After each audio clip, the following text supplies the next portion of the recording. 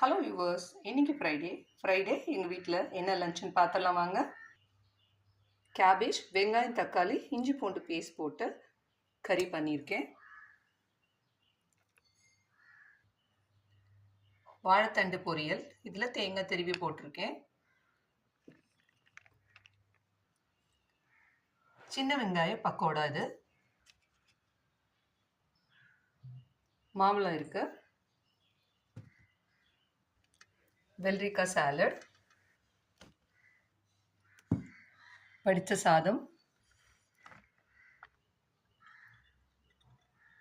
கொஞ்சம் நெய் வெட்டுக்கலாம், முள்ளங்கி சாம்பார், ஆஸ் யூஷுவல் மோர் இருக்கு. ஸோ இன்னைக்கு எங்கள் வீட்டு லஞ்ச் இவ்வளோதான்.